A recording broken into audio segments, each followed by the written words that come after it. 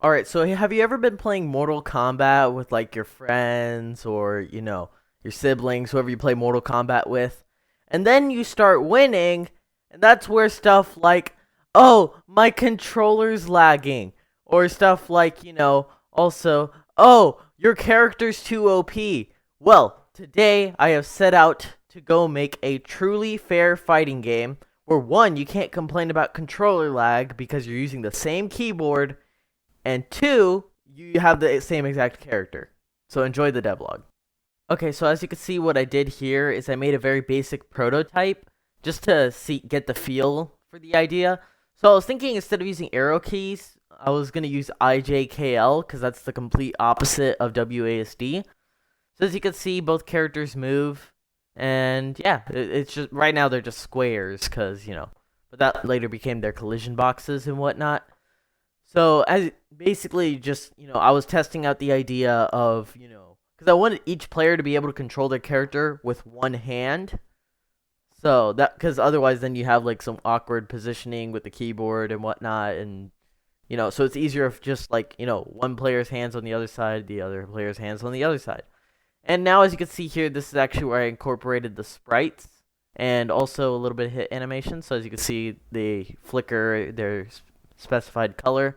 At this point, it was a little buggy, but, I later fixed that, optimized it a little more. So, yeah, as you can see, they both have their own hit variable, and, they just flicker their color, and, yeah. So, as you can see, they both move around. I also wanted it to kind of be, like, very moving. So, I wanted the player to be able, because I don't want to make it a traditional fighting game. I wanted to make it more like where you're, like, jumping around and whatnot, like, you're not really in one place or, on one side of the screen the whole time. So I wanted a lot more movement going on. And of course, as you can see, I actually implemented a health bar system with a little death system as well, where they do that little, popping thing or combusting or whatever you want to call it when, the thing I do for player death when I feel lazy. Because, just a little pop thing. And so as you can see, their health goes down.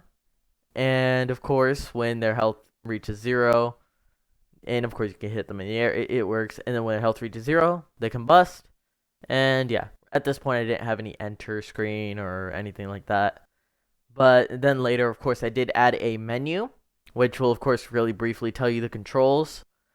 And I decided to call the game 2 players, 1 keyboard, because it's 2 players on 1 keyboard. It just makes sense.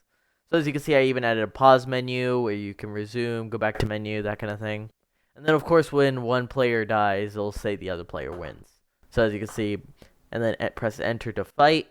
And this was actually my first time doing conditions in Construct, so I kind of learned how to do that. It's a little different than Unreal, but, well, obviously the whole event system's different than Blueprint, but you get the point.